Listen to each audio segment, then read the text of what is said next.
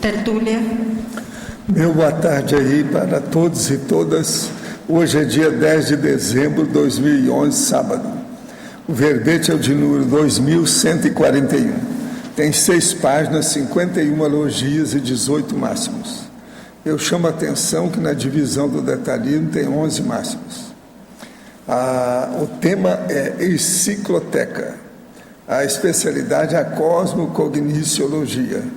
Quem redigiu o verbete com muito detalhe, etc. tal, é a especialista, a professora Cristiane, que está aqui, muito bem assessorada ali. Definição: a encicloteca é a coleção de enciclopédias compondo o acervo holocognitivo do holociclo, localizado na Associação Internacional do Centro de Autoestudo da Conscienciologia, o CEEC. O holopensene carregado no PEN, o corredor do saber lexicográfico, o ato de fichar e revisar as enciclopédias, a estilística de cada enciclopédia, a enciclopédia renomada, considerada fonte de informação tipo 0 no jornalismo. A enciclopédia na condição de aporte max-proexológico na Cognops. A enciclopédia, ou a encicloteca, como fonte de pesquisa e produção escrita. A atitude auto- e heterocrítica fomentada pelos verbetes e tertúlias da enciclopédia da Conscienciologia. Os bastidores extrafísicos da elaboração da enciclopédia. A equipex de parapolímatas. Na argumentologia tem aí o tópico sobre os equivalentes. 3 vocábulos referentes à obra com teor, textura e característica enciclopédicas, podendo ser considerada produção equivalente, listados a seguir na ordem funcional. O bestiário ou herbário, obras antigas monográficas, enciclopédia somente no plano taxológico. Suma, o livro antigo de exposição pessoal completa e concisa das partes de ciência ou saber. Speculum, obra medieval principalmente de caráter didático e científico. Na remissiologia nós temos nos 15 itens 5 que destacamos: autoenciclopédia, banco de dados, holociclo, lexicoteca e verbete-chave. Frase enfática: a abrangência temática e poliglótica da encicloteca torna representativa da pancognição planetária, constituindo poderoso banco de dados da historiografia mental somática humana. Você realiza o sinergismo pesquisístico a partir de consulta a determinada encicloteca junto com a internet? Com qual frequência? A bibliografia específica tem 7 fontes.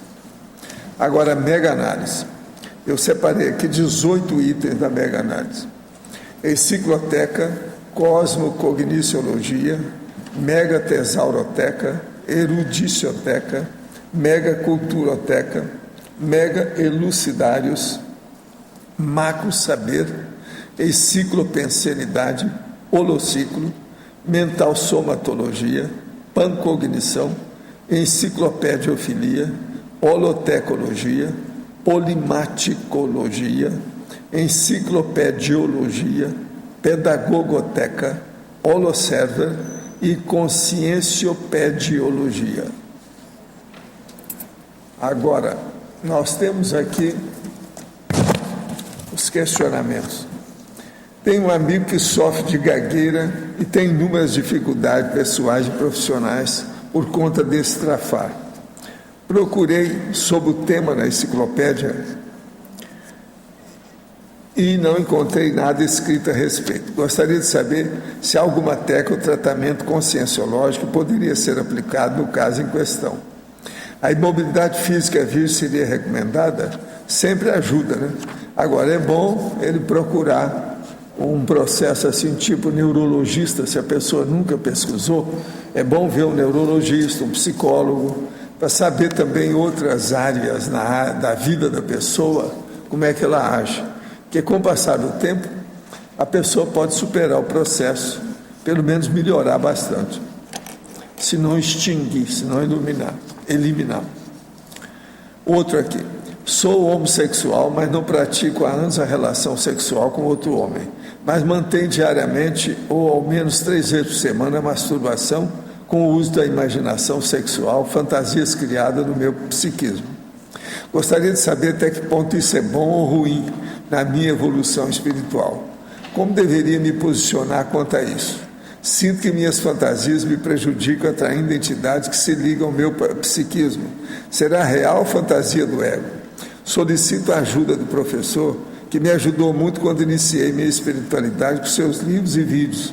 Aguardo ansioso a resposta. Olha, o caso todo aqui é o seguinte.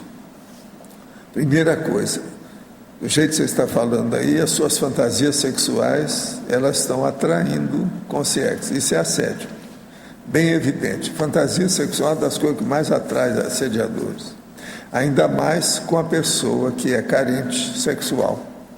Agora, o processo de praticar masturbação não tem nada demais, desde que a pessoa não exagere, né, na dose, isso não tem nada. Agora, o problema mais sério mesmo é evitar justamente a fantasia sexual negativa. Isso aí tem que pensar bem, para ver como é que você sai dessa. Agora, o mais... Não tem nada. Olha bem o que você faz em favor dos outros. Faça assistência, que você vai ter mais assistência extrafísica. Quem faz assistência para a consciência recebe assistência de consciência. Existe algum exercício para atrair um companheiro, o amor? Isso é uma pessoa que está perguntando.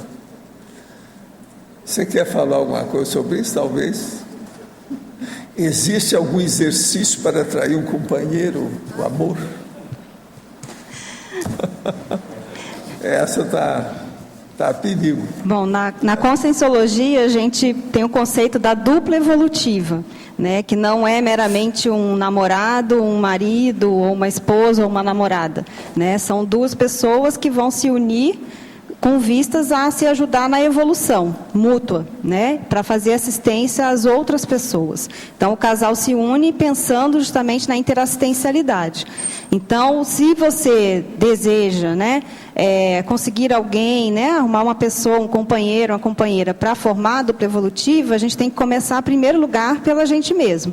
Né? Então, se você, claro que todo mundo sempre quer uma pessoa inteligente, uma pessoa já assistencial, uma pessoa, né, fora de série. Então, a começar por você. Então, um exercício que deve ser feito é melhorar o seu processo de interassistencialidade, a sua fraternidade, né, o seu esforço pessoal na evolução, para poder justamente criar um ambiente, uma atmosfera propícia ao encontro de uma pessoa com o mesmo padrão energético e pensênico seu.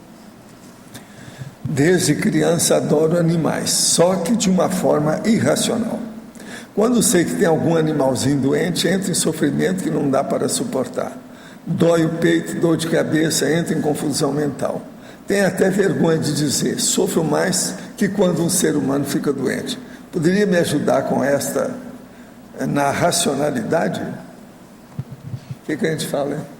É uma senhora aqui. Olha, gostar de bicho, cuidar de bicho é algo positivo, mas também tem limites, né? A gente não pode se envolver ao ponto de desmontar, né? De você se emocionalmente realmente se desestruturar, né? Isso aí vale para pessoas e vale para bichos, né? Então, eu acho que procurar investir no seu mental soma, procurar investir na sua cognição, procurar fazer um exercício, né, de sobrepairamento, né, de distanciamento, né, de apego e desapego. Então, tudo que envolver essas questões, seria interessante você estudar mais, exercitar mais. Ela não falou nada se tem filho ou qualquer coisa, não disse nada. Só pediu a TENEPS. A verbetógrafa. Em Sinergismologia, página 57, segunda linha. Poderia explicar o sinergismo verbetes acadêmicos e verbetes impressionistas?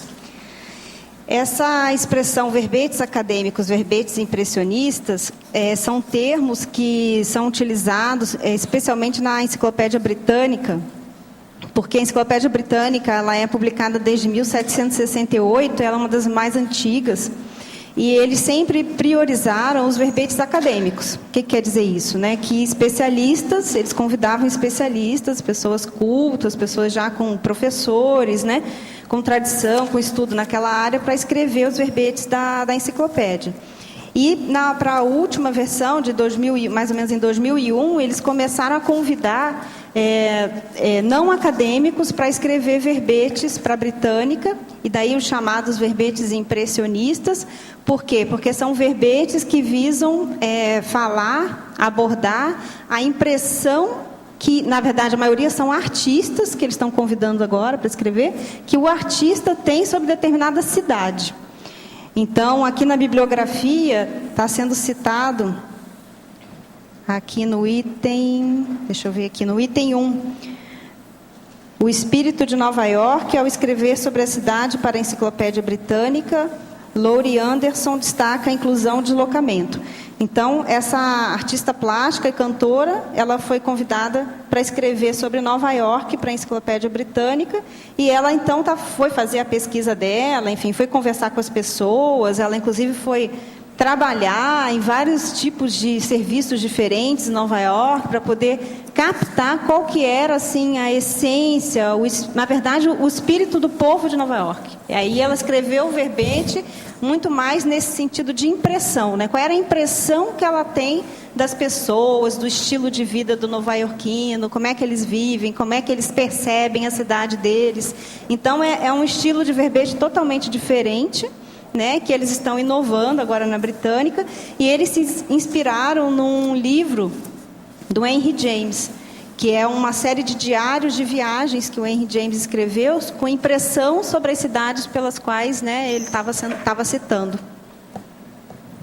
A verbetógrafa, na terceira linha da fatologia, poderia explicar melhor para nós, leigos, a enciclopédia renomada, considerada fonte de informação tipo 0 no jornalismo?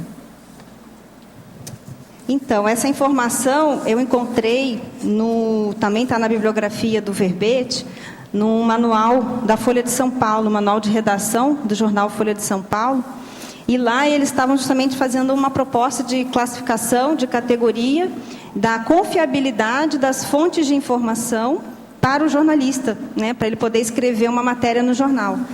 E lá eles colocam as enciclopédias, né, e principalmente as enciclopédias renomadas, por exemplo, a própria britânica, né, que foi citada, como fonte tipo 0, quer dizer, é a fonte mais confiável que existe, digamos, é o máximo que pode ter. Apesar de todo mundo saber que a britânica ou qualquer enciclopédia tem erros também, né, então, mas seria um nível de confiabilidade mais alto.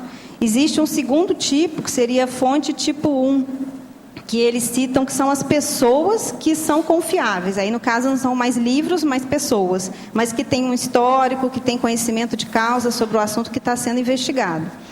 E teria também a fonte tipo 2, que seriam, então, aquelas com menos confiabilidade, teriam que ser checadas, cruzadas, né, avaliadas com outras informações. E a última, que seria a fonte tipo 3, de menor confiabilidade.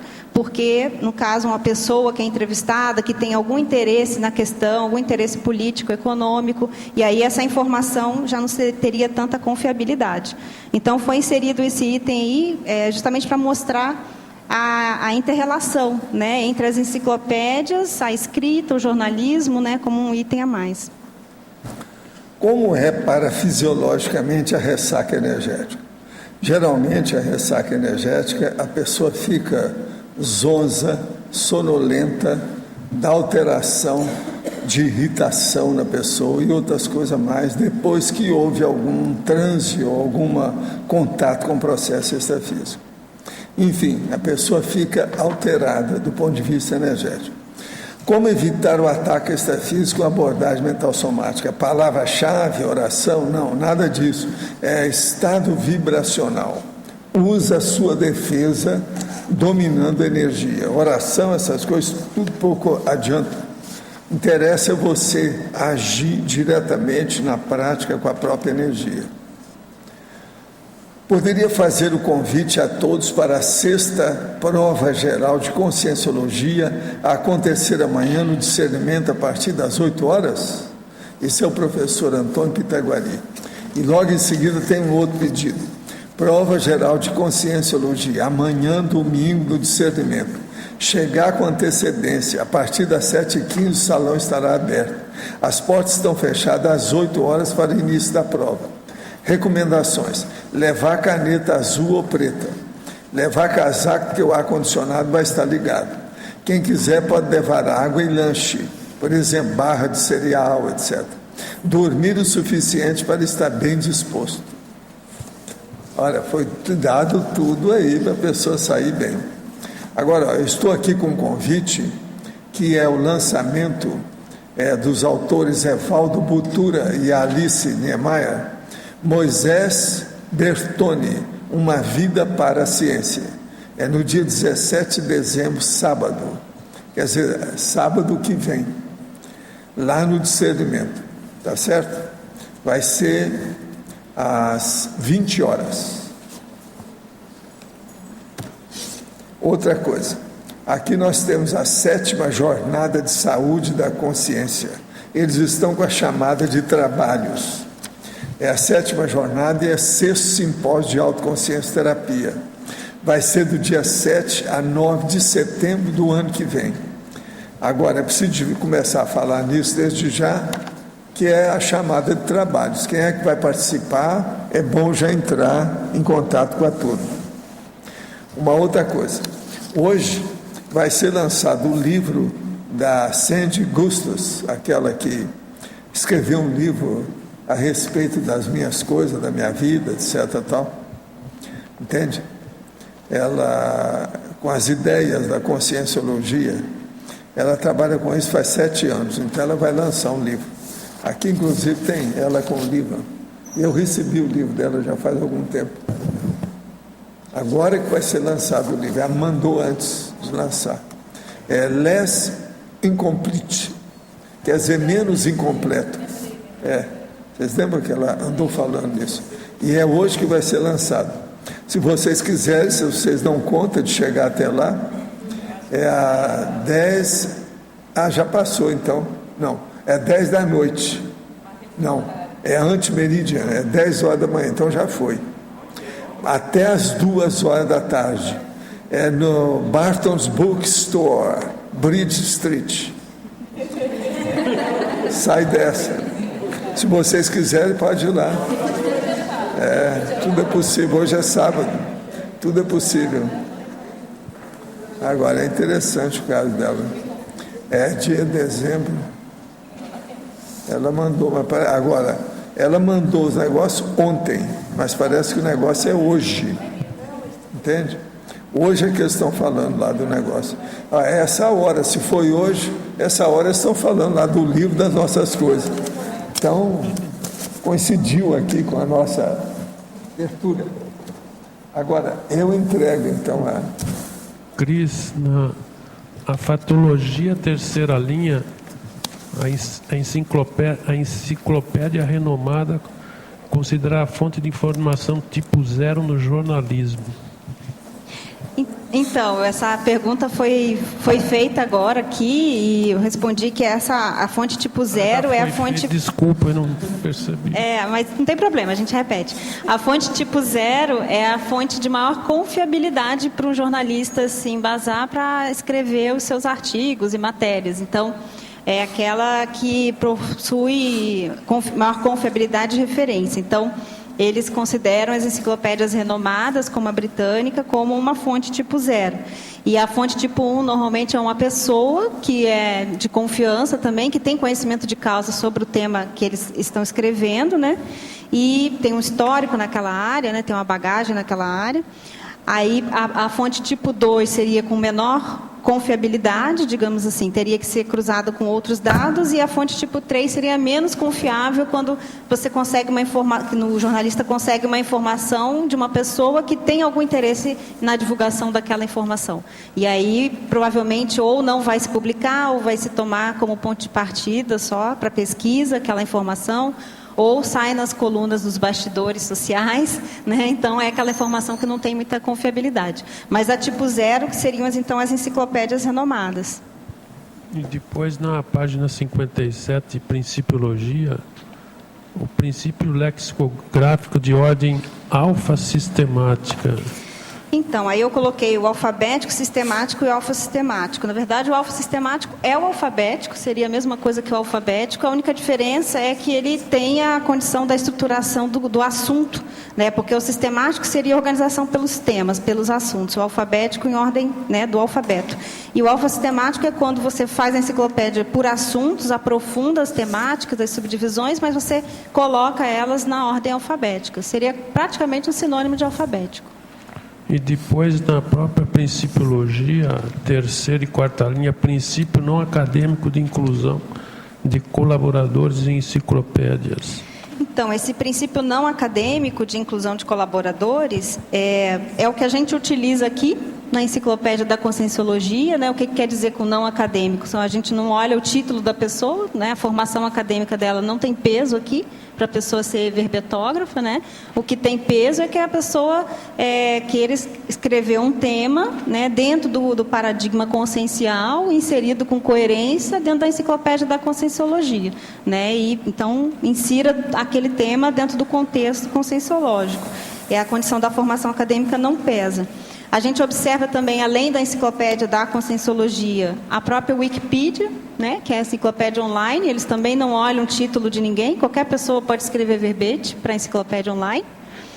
E agora a condição também, né, da britânica, que está relativizando aos pouquinhos essa condição com esses verbetes impressionistas. Tá, ok, obrigado. Nada.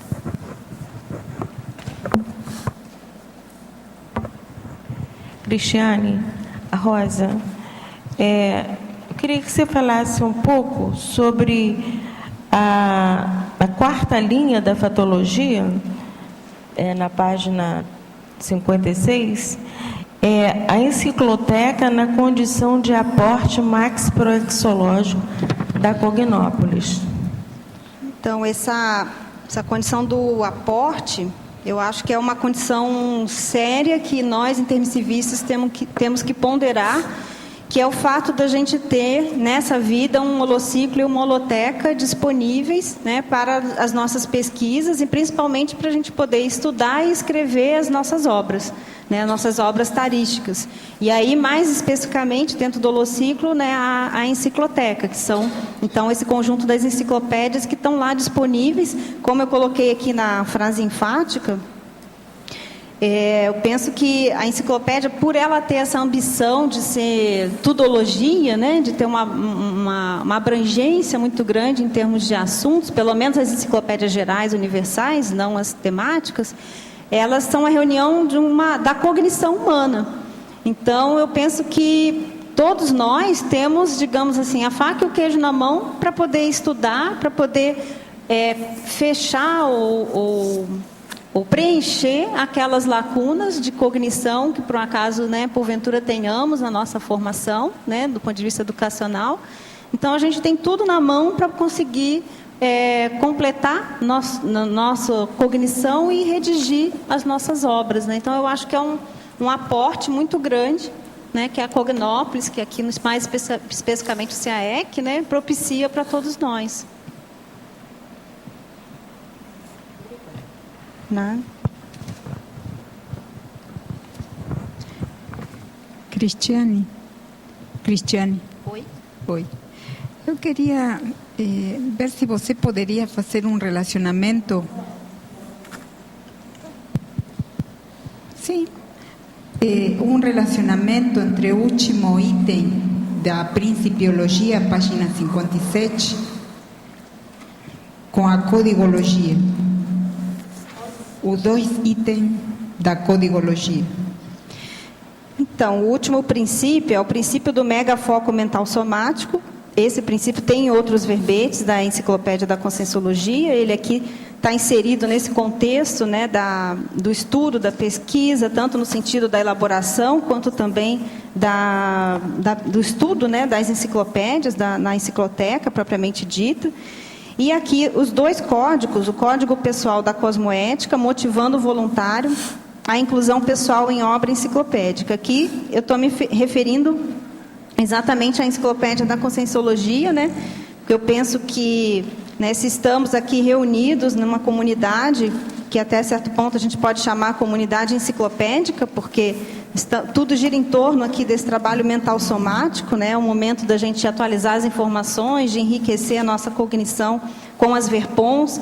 Então, penso que todo intermissivista ou voluntário, participante de todas as ICs, né, deveriam ter como meta, como motivação, ou deveria ser um motivador participar dessa obra coletiva, né? E aí entra em conjunto com essa condição do megafoco, né, do megafoco mental somático. Né? Acho que o intermissivista, o voluntário, ele tem que ter essa meta, né, esse foco na questão mental somática e aproveitar o ensejo, a oportunidade aqui coletiva da Enciclopédia da Conscienciologia.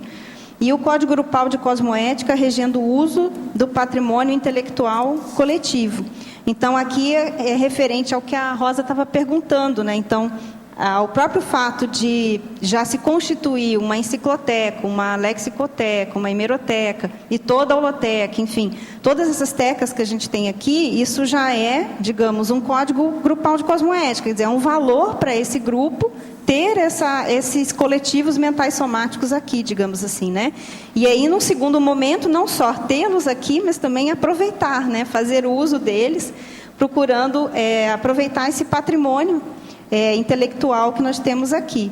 Então, eu acho que está bem interligado o CPC com o CGC, né? Por isso a sua pergunta, né, Cris? Com o megafoco mental somático. Na verdade, está na mesma direção, né?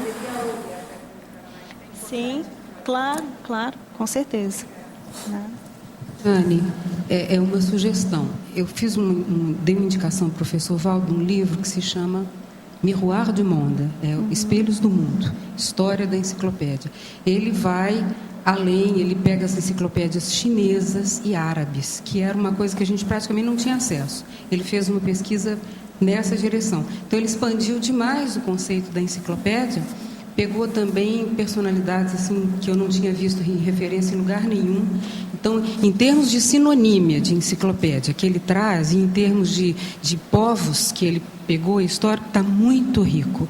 Então, é um livro que não é grande, mas ele está com uma qualidade assim bem acima da média, excepcional. Então, valeria a pena. Eu não sei se tem a tradução, acho difícil. Ele é um lexicógrafo francês, o nome dele é Alain Rey. Miroir du Monde, l'histoire de l'encyclopédisme. É muito, muito boa. A gente viu você trazer aqui o livro e eu e Pedro a gente encomendou. O livro já chegou depois, né? Mas, na verdade, eu tive que fazer uma seleção, assim, porque na verdade, eu fiz a pesquisa nessas referências e em muitas outras. Na verdade, eu fiz um artigo sobre o histórico das enciclopédias que vai sair ano que vem numa revista aqui da Conscienciologia. E esse artigo está bem completo. Aí eu incluí as enciclopédias chinesas, muçulmanas. Porque elas são fora de série, né? As abordagens são bem diferentes da britânica, e a própria de Diderot e d'Alembert, ele faz uma mera citação de Diderot e d'Alembert. Ele nem entra muito, porque ele pegou um território inexplorado. Ele pegou aquela Hildegard von Bingen, aquela santa da igreja do século XIII, os escritos dela. E o que eu achei muito bacana é vamos dizer, a sinonímia que ele pôs. Eu não tinha visto sobre enciclopédia em lugar nenhum esses títulos Legal. Que ele arranjou. Vale a pena. Seria muito bom se a gente pudesse traduzir o livro ou indicar para alguma editora traduzir. Sim. Porque o resumo e a síntese que ele fez é fora de série. Sim, tá bom, obrigada. Obrigada. É uma pena, não deu para colocar tudo aqui, mas com certeza está faltando aqui as chinesas, muçulmanas e por aí vai, até porque as enciclopédias chinesas, elas são as mais antigas e as mais volumosas, né? Então, você pega todas as enciclopédias chinesas, tem até uma que está sendo citada na própria Enciclopédia da Conscienciologia, né? Que ela era tão grande que não tinha nem como imprimir. Então os chineses têm essa tradição, essa cultura da escrita do conhecimento, né, de coletividade, de registro, né, de aprofundamento. Então, eles têm isso daí bem antes mesmo da questão do Ocidente. Né? Me impressionou tanto a descrição dele de algumas que duraram assim décadas, de algumas dinastias, que duraram décadas para poder escrever. Que eu tive até uma projeção numa sala com umas enciclopédias gigantes, elas eram imensas, você ficava em pé na frente para poder virar a página, então, dos chineses, com aqueles caracteres. Então, uma coisa fora de sério que abre, em termos de ideia. Muito bom, obrigada. Cristiane? Oi? é aqui, a Janete. Aqui. Na página 58, você pode ampliar um pouquinho ali a maniologia? Maniologia, a enciclopédiomania e a Googlemania. Então, essas duas manias, né, elas foram inseridas aqui dentro do contexto da encicloteca, justamente no sentido da mania de utilizar enciclopédias, ler enciclopédias, consultar enciclopédias, né, seria nesse sentido, né, da pesquisa, aqui num sentido mais positivo, não no sentido negativo, né? E a Googlemania é essa condição atual, né, que todo mundo quer saber alguma coisa, a primeira ação é ir no Google escrever a palavra, a ideia, o conceito que a gente quer saber. Acho que já virou um hábito generalizado, né? Então, a tendência das pessoas em geral é ir procurar primeiro no Google aquela palavra, ao invés de, às vezes, ir numa encicloteca ou numa lexicoteca fazer a pesquisa, né? Então, por isso até que eu incentivei aqui na questionologia o hábito conjunto, né? Eu acho rico essa questão de pesquisar na internet, mas também acho fundamental pesquisar nas enciclopédias e nos dicionários, para checar a informação, para aprofundar a informação, até porque a internet está cheia de besteira, né? E também as enciclopédias também têm erros. Então, na verdade, são duas fontes de pesquisa que a gente tem que aprofundar. É uma checando a outra, uma fazendo a sinergia com a outra, né? E na internet você consegue saber o que é que está se falando sobre aquele tema. Então, você consegue se atualizar. Você encontra não só o significado, mas também artigos, notícias, né, sobre aquele tema que está ali sendo pesquisado. E nas enciclopédias, muitas vezes, você vai, se ela for mais antiga, você vai encontrar o histórico, né, toda a contextualização daquela temática. Obrigada, Cristiane. Nada. Isso aqui na página 58, na polinomiologia, você pode aprofundar na penúltima linha, antepenúltima, finalzinho, polinômio macropédia, micropédia, temapédia e datapédia, por favor.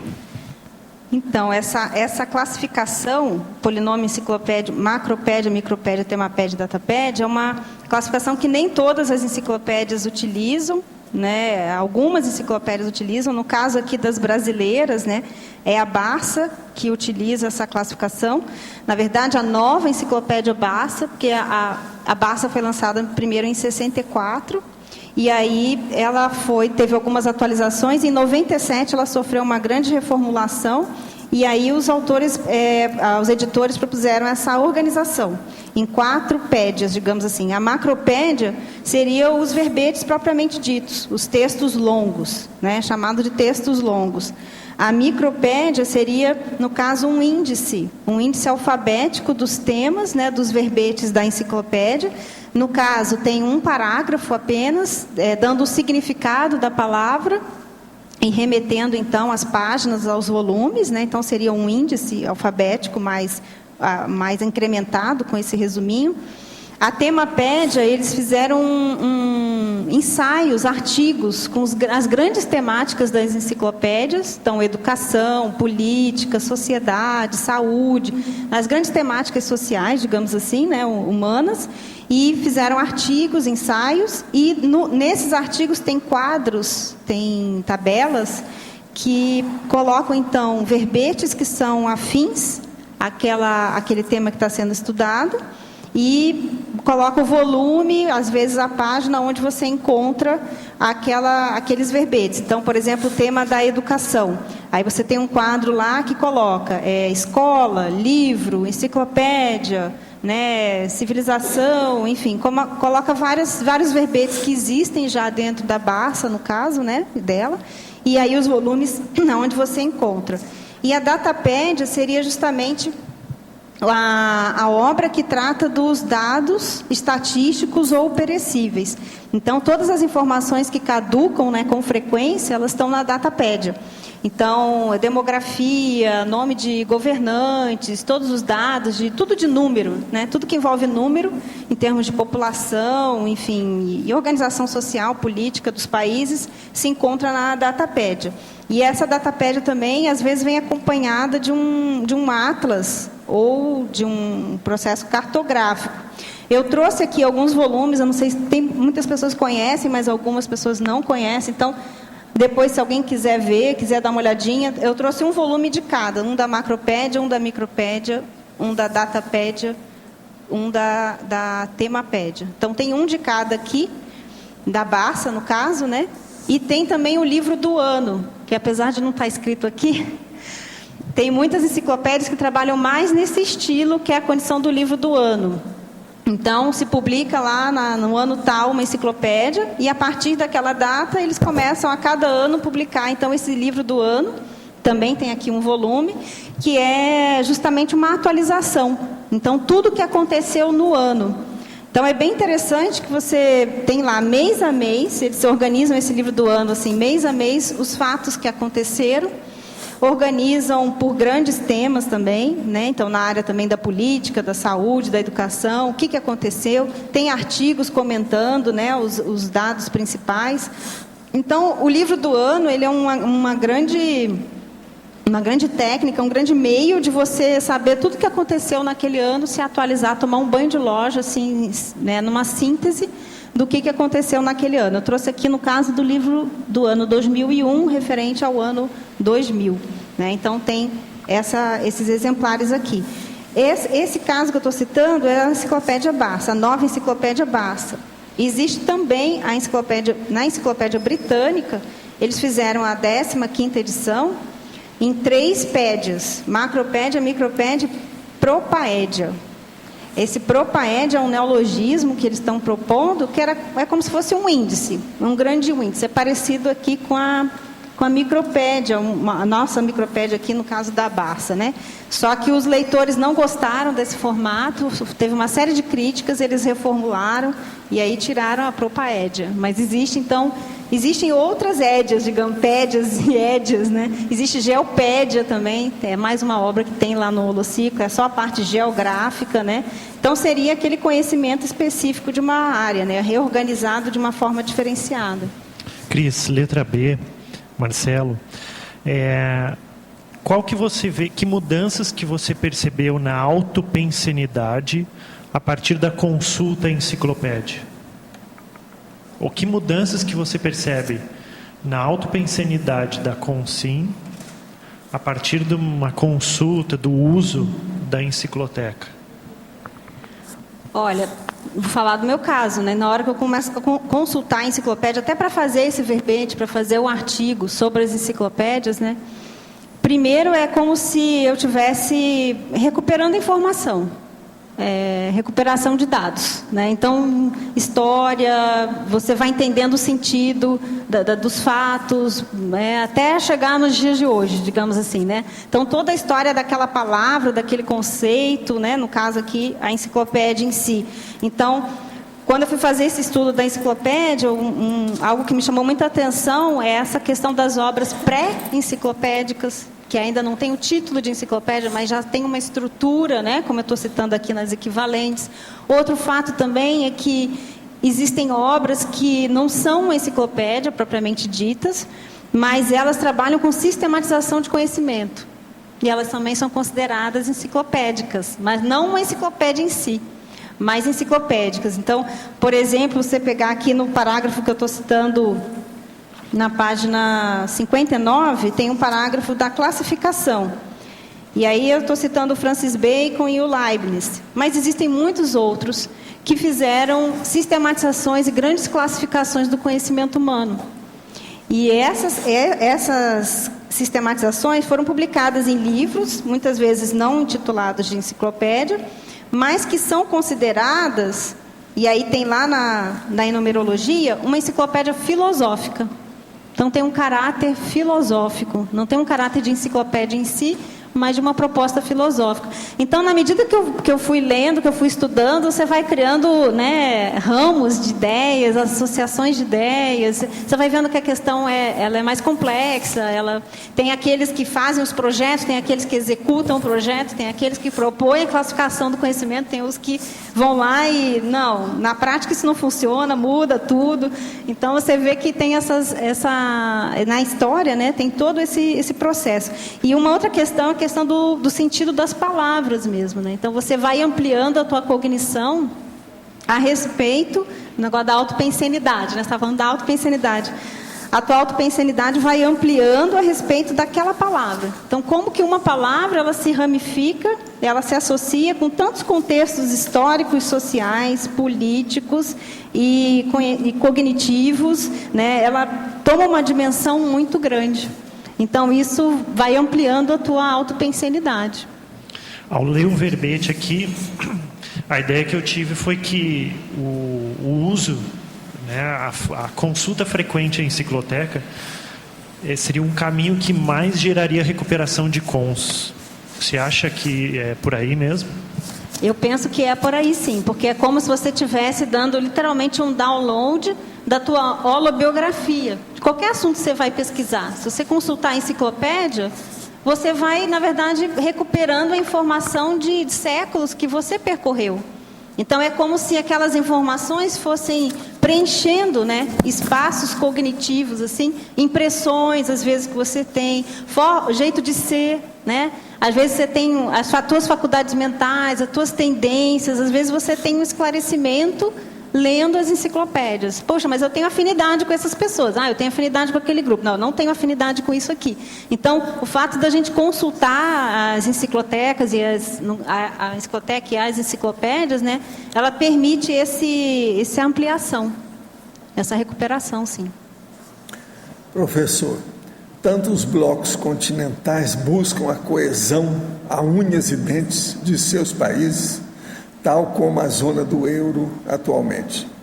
Por outro lado, amanhã haverá o plebiscito para a possível divisão do Pará, área de 1.200.000 km², maior do que a Colômbia em 3 estados, Carajás, Tapajós e Pará.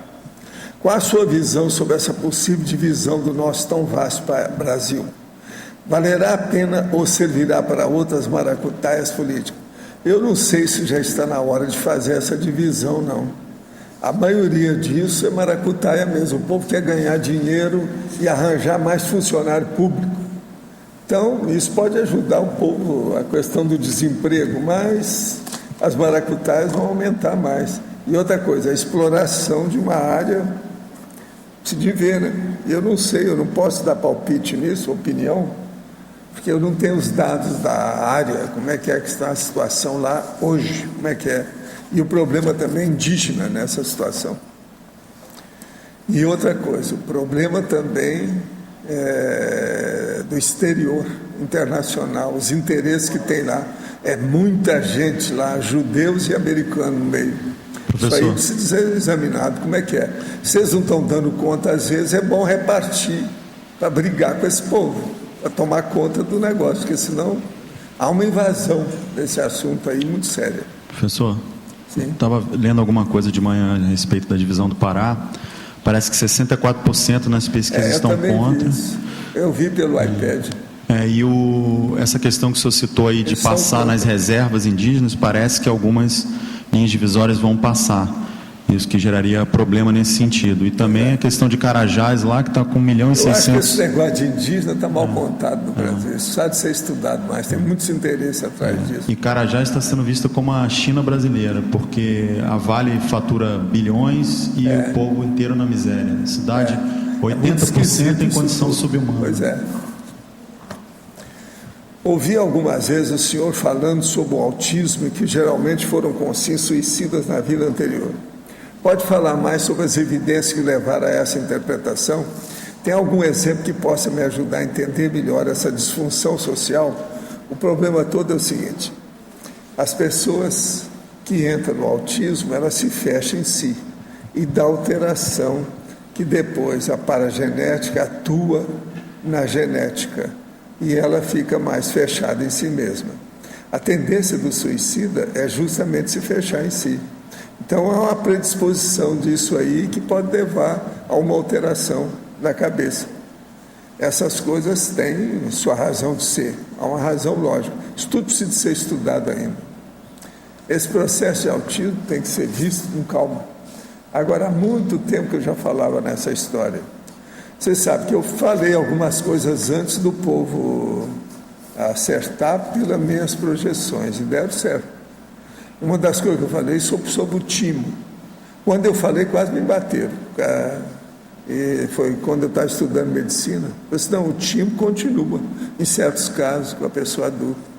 Eles não admitiam isso de modo algum na década de 50. Hoje já se admite que tem esse caso mesmo. Eu tinha examinado certos casos, vi o processo extrafísico e falei, não adiantou nada. Agora, nessa ocasião, eu tinha 16 hipóteses. Muitas delas já estão chanceladas atualmente. Agora, para você. Em Sinergismologia, página 57, primeira linha. Poderia comentar o sinergismo, educação formal, autodidatismo contínuo. Fico extremamente desanimado quando me deparo com os estudos formais, pois não aborda a multidimensionalidade. Apesar dessa dificuldade, com o estudo formal, não consigo ficar um dia sem estudar sozinho. De que maneira posso resolver esse gargalo e efetivar o sinergismo teaticamente dentro do contexto mesológico? Bom, a gente já colocou esses 2 itens justamente porque, e a educação formal antes, justamente porque ela é uma necessidade, né? Todo mundo acaba entrando na escola, né? E pode entrar ou não numa faculdade, mas sem dúvida, tanto a escola quanto a faculdade são ambientes ainda muito restritos do ponto de vista do intermissivista, daqueles que querem acessar informações do curso intermissivo, né? Então, a gente acessa ali, dentro de um grande limite, os conhecimentos humanos, né? Estritamente humanos e ainda limitados. Então, por isso, a necessidade do autodidatismo contínuo, né? Então, essa condição de continuar estudando, né, sem parar o resto da vida e, de preferência, livros e obras e temas diversos, né? Para a gente não ficar também com algum tipo de padrão de repetição, de tendência, alguma abordagem única, né? Algum tipo de apriorismose ou apriorismo. Agora, quanto à questão da motivação, eu penso que se você sente falta de informações da multidimensionalidade, eu acho que seria uma boa você adquirir o DVD da enciclopédia, né? A questão das tertúlias, ouvir as tertúlias, que é uma forma de você estudar diariamente, né? E você tem acesso às informações multidimensionais. Professor, tenho a impressão que toda vez que tento me projetar, sou atacado por assediadores. Além do EV, o que posso fazer para acabar com os assédios? Assista aos outros, pense nos outros, ajude as pessoas, que aí você vai ter amparador mais direto. Professor, o senhor já conseguiu ler a biografia do Steve Jobs? Eu andei lendo, mas não li tudo porque achei um pouco difícil. Difícil assim, embromosa. Caso sim, o que achou? Continua achando que ele frequentou o pandeiro? Não. Eu tenho certeza que ele frequentou sim, logo no início lá dos processos do pandeiro. Ele esteve lá sim. Mas não adiantou muito não. Porque foi justamente na época que ele usava mais droga. E foi isso que acabou matando o homem. Eles tentaram melhorar, mas ele talvez não correspondeu. Hoje já não dava mais, né? Às vezes, porque ele era um pouco fanático com o processo lá do Oriente, Índia, etc. Eu tenho certeza que era ele, sim, pelo jeito. Eu vi as fotos dele mais novas. É ele.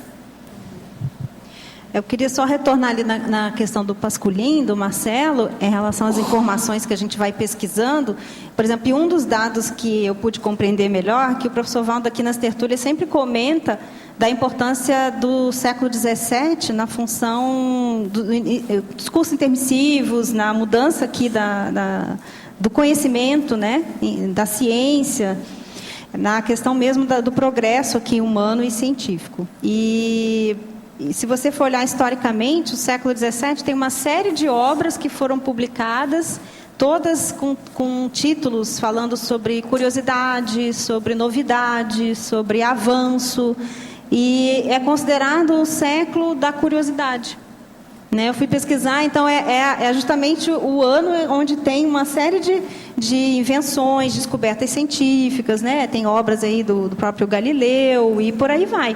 Então, é interessante essa condição da gente estudar o que teve de mudança intrafísica, do ponto de vista de livros, obras. 1651? 1651, que é a data que o professor Valdo sempre lembra para a gente aqui. Sim, Cris, sim, é justamente isso. aqui no ar, Adélio. Você comenta várias vezes aqui a questão da informática com relação à enciclopédia, né? É claro que a internet ela tem muita porcaria, então a busca está se tornando cada vez mais importante. A busca, inclusive agora está vindo a web semântica, onde você pergunta alguma coisa, há uma interpretação e uma tentativa de achar isso. Esse nível de inteligência gera grandes bancos de dados, a gente chama de data warehouse, né? E você procura nesses data minings. O que você vê, assim, essa busca estatística, heurística em cima desse conteúdo imenso que hoje tem na internet? Como é que você vê esse avanço de maneira assim bem prática hoje no uso desse conhecimento, né? Olha, eu justamente trouxe a questão mais para a internet aqui, porque é a tendência, né? Quem não se atualizar, quem não participar, acaba ficando de fora do progresso mesmo social, político, né? Cognitivo, que está ocorrendo através da internet. Porque, na verdade, se você for olhar, a internet ela é uma grande enciclopédia. Tem muita besteira, mas é uma grande enciclopédia de besteiras e de coisas boas e coisas ruins, né? Então, eu vejo assim que com o tempo, a gente, como é algo que é, digamos, macro, ela pega uma multidão, são milhões, são bilhões de pessoas acessando a internet, então, claro que o nivelamento da maioria das informações vai ser por baixo. Mas eu penso que na medida em que a gente está progredindo, é isso que você está citando aí, tem uma série de ferramentas, uma série de especializações que estão acontecendo na internet que permitem você sofisticar essa pesquisa, não só sites de enciclopédias, sites de dicionários, tem sites de bancos de dados, grandes bancos de dados terminológicos, que você pode pesquisar uma palavra daquela especialidade, ver toda a associação de ideias que tem ali. Então, eu penso que quem quer ampliar o conhecimento de uma forma séria, a internet pode ser muito útil para a pesquisa. Nesse sentido, sabendo escolher os locais e os sites de pesquisa, Eu acho que sim, é possível criar um grupo, talvez, que trabalhe na confecção de mecanismos de busca que possam focar mais em coisas mais sérias. Já existem hoje vários mecanismos, etc.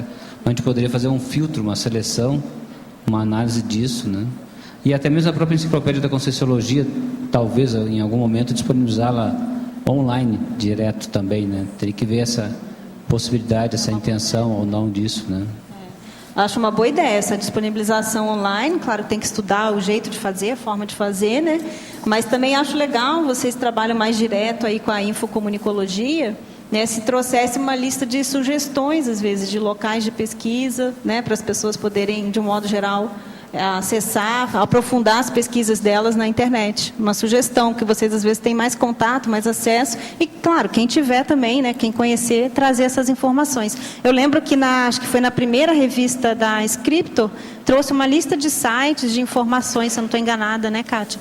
Sobre sites também, locais de pesquisa, Então podia fazer a gente pode desenvolver até um aplicativo, um aplicativo para a atualização disso, talvez.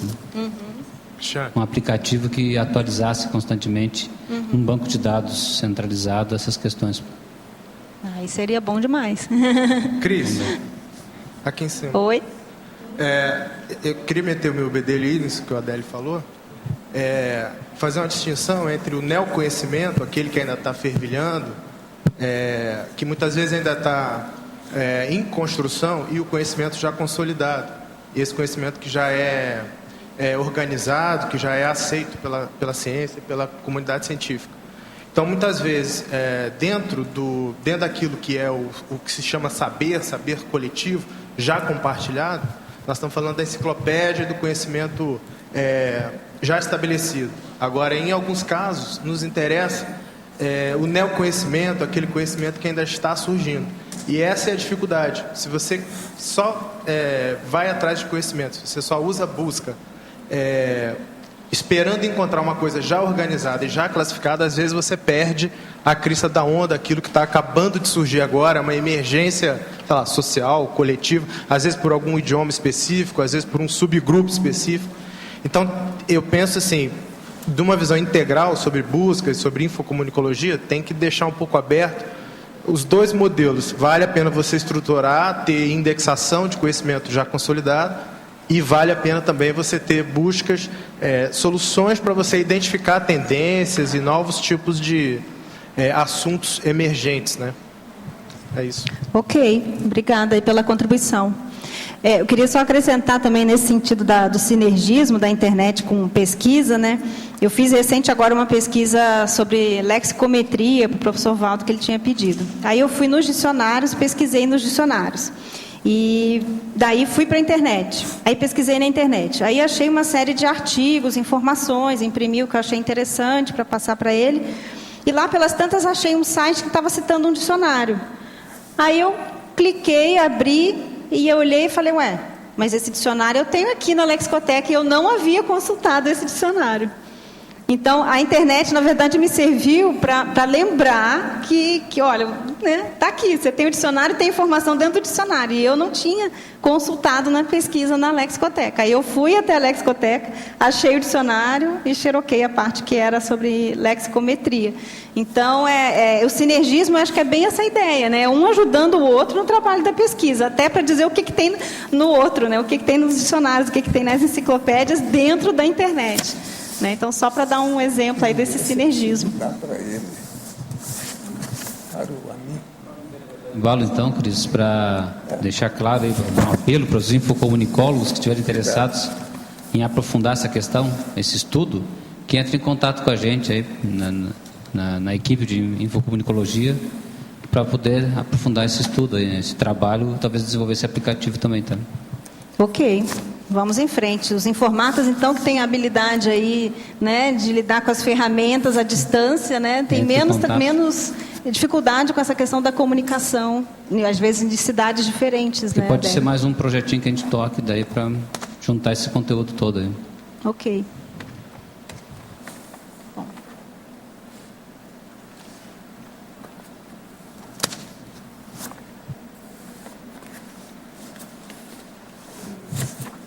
Existe essa obra, é uma coisa que me ocorreu por causa das coisas que eu estou estudando. Um dicionário, ou uma enciclopédia, ou um tratado, que fale da criação das palavras por século. Por que isso? Porque a demanda existe numa determinada época, surge uma demanda, então aquelas palavras são criadas naquela época. A gente vê isso muito, mas em pequenas amostras na nossa etimologia. Aparece a palavra do século XIII. Mas eu observo, assim, que tem palavras importantíssimas, elas foram criadas especificamente naquele século, naquele período. Então, eu vejo que é um guia retrocognitivo importantíssimo. E que a gente tem pedacinhos, mas não tem uma coisa junta. Vou te dar um exemplo. A palavra revivalismo, ela foi criada em 1651. Não foi em 52, foi em 51. Revivalismo. Eu considero assim que a enciclopédia está muito dentro do espírito revivalista, porque para você chegar nas coisas você tem que voltar e fazer a revisão. Então, não existe um livro, um tratado das palavras por século, como elas foram criadas. Você já ouviu falar disso alguma vez? Só dicionários etimológicos mesmo, né, que trabalham com essa questão mas da evolução das palavras no tempo. Tais palavras. Isso, entende? Eu vejo assim, por exemplo, no século XVI surgiram palavras interessantíssimas para as nossas coisas. Depois, no século XIV, tinha também muita coisa. Então, a gente vê que a demanda da humanidade, ela fala claramente sobre o processo da espiral evolutiva. Clara. É só você pegar as palavras daquele século. E eu não conheço, eu estou pegando as coisas meio soltas, mas eu não conheço nenhuma obra que pegue, assim, de 1100 para cá, a criação das palavras. Então, aqui tem tantas, aqui essas, porque seria um estudo interessantíssimo do ponto de vista multidimensional para nós, vamos dizer, dos primórdios dos cursos intermissivos, porque começou a ter recuperação de com e não existia nem a palavra. Então, tinha que ter o neologismo para poder fazer aquilo acontecer no mundo, porque não tinha nem como falar o que era, a gente não tinha como expressar. Então, é uma coisa que me gera assim, muita curiosidade essa questão de que época que surgiram, por causa da multidimensionalidade. Entende? Entendo. Do aspecto multidimensional. Uma obra, assim, também não conheço. Eu acho que para chegar nisso, teria que buscar em várias obras diferentes para construir esse histórico. Agora você vê, em nossa enciclopédia hoje, ela já permite fazer um pedaço disso para uma pessoa dedicada que sinta afinidade com isso, porque ela já dá excelentes dicas. Às vezes tem a data exata, como essa, 1651. E o professor Valdo fala justamente que 1651 foram os primórdios dos cursos intermissivos, as primeiras matrizes, né? Assim, meio precárias e tudo. Mas a palavra surgir justo ali, que a parapsicoteca tem relação direta com isso, que é um revivalismo das nossas coisas, para a gente poder chegar. Então, é uma linha bem bacana, que acho que com a ferramenta da Info, seria muito fácil de fazer, né? Alimentar esse banco de dados para poder construir esse criação das palavras por data, para a gente poder fazer esse rapport. Ouvindo você falar, eu lembrei também no século XVI, XVII, que é justamente esse momento aí de virada, né? É justamente o auge dos gabinetes de curiosidade, né? Então, como o Lasta Nossa teve.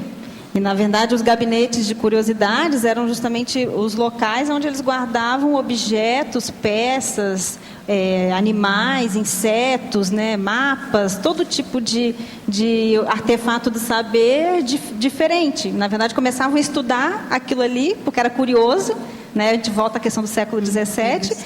E os gabinetes de curiosidades acabam sendo ali a formação do colecionismo, e esse colecionismo acaba conduzindo ao enciclopedismo, né? Então é interessante essa conexão. As raízes.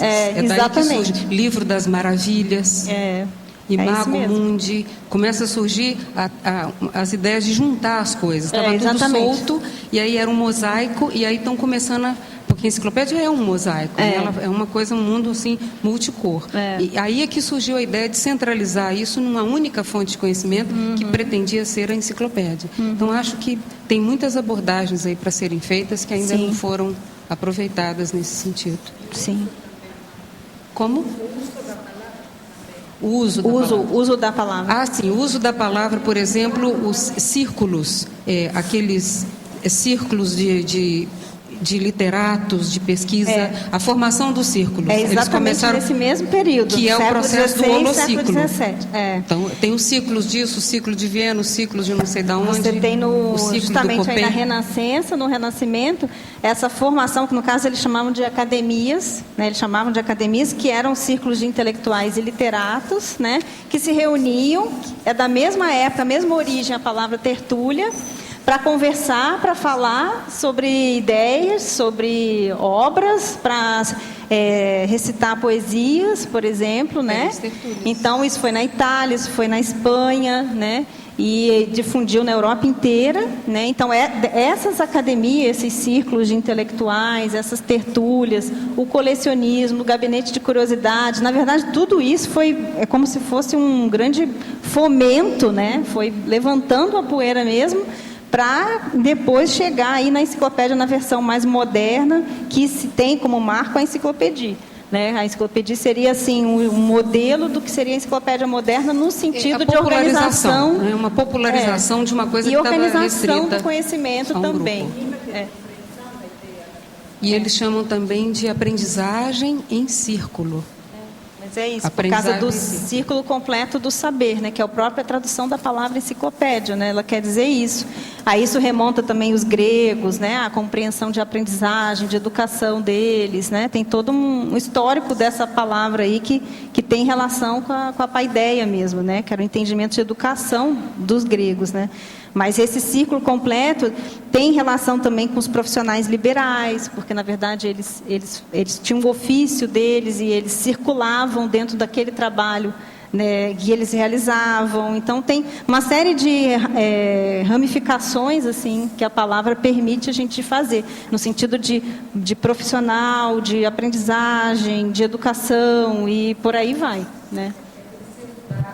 Enciclopédia, um tratamento visual que as pessoas entendam que ela existe para satisfazer toda a curiosidade, e principalmente na criança começar com a criança. Então, acho que nesse aspecto, a cibernética, a informática, ela pode contribuir muito, porque ela pode trazer esse conteúdo para esse tipo de coisa. Tanto que o que mais impressionava nas enciclopédias eram as ilustrações. Levava-se um tempo imenso produzindo as ilustrações, para poder captar o interesse das pessoas. Então, hoje, como a imagem é um fato importantíssimo que a gente tem na mídia, ela pode ser um grande elemento para a difusão disso, e ela sair realmente do círculo acadêmico e passar para o nível humano de todo mundo, porque todo mundo precisa, né? Do conhecimento abrangente. Sim.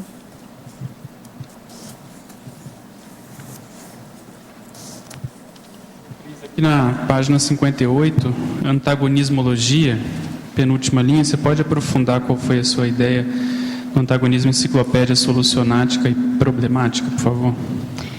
Essa ideia aqui foi porque, olhando lá as enciclopédias, na encicloteca, a gente vê que as enciclopédias que são universais, gerais, elas normalmente são da solucionática. Elas têm uma série de conhecimentos ali que nos ajudam a entender melhor o tema que a gente está pesquisando. Mas, e claro, as enciclopédias também temáticas, né, ou as especializadas. Então, enciclopédia de medicina, enciclopédia de educação, enciclopédia, né, enfim, de botânica e por aí vai. Essas seriam da área da solucionática. Mas existem algumas enciclopédias que aqui estão sendo chamadas de problemáticas, no sentido de que tem enciclopédias de armas, enciclopédia de espingardas, enciclopédias de facas, né? Que aí seriam de um outro tipo que eu estou classificando aqui como problemática, né? Porque é um conhecimento técnico, tem todo um esforço para escrever aquela obra, mas o objeto da obra é totalmente negativo, totalmente anticosmoético, totalmente antievolutivo, né? Antiassistencial. Então, ele está incluído aqui nessa questão do problemático, né? Então, seriam esses voltados para a questão das armas. Existem outras enciclopédias também, de insulto, de suicídio, por exemplo, né? Então, são temas de guerras, né? São temas complicosos, digamos assim, né? Problemáticos, né? O da guerra ainda tem um sentido negativo, mas é a realidade humana, né? Digamos assim, né? É histórico e tal, e, na verdade, como sempre fala aquele provérbio, né? Você precisa saber tudo sobre a guerra para poder ficar livre da guerra, né? Então, até certo ponto, tem aí um papel cognitivo, né, e evolutivo, mas, infelizmente, o nosso nível evolutivo é disso, né? A gente tem enciclopédias muito problemáticas e as solucionáticas.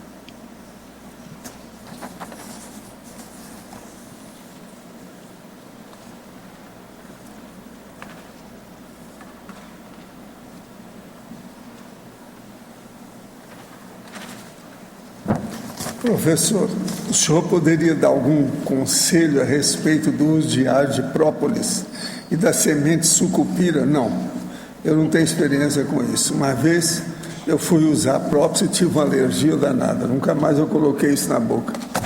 Meu caso pessoal é esse só. Agora, quanto à semente sucupira, eu não tenho experiência. Alguém aí pode falar? Que deu Roberto, às vezes ele sabe. Semente sucupira, né? Tem ninguém que sabe nada, né?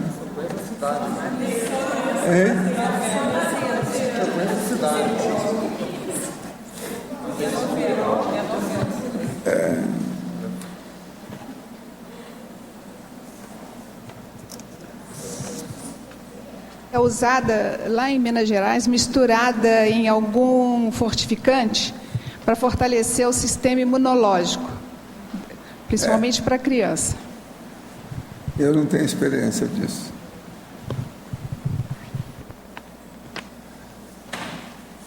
Gente, a professora Cristiana está aqui à disposição. Vocês podem falar.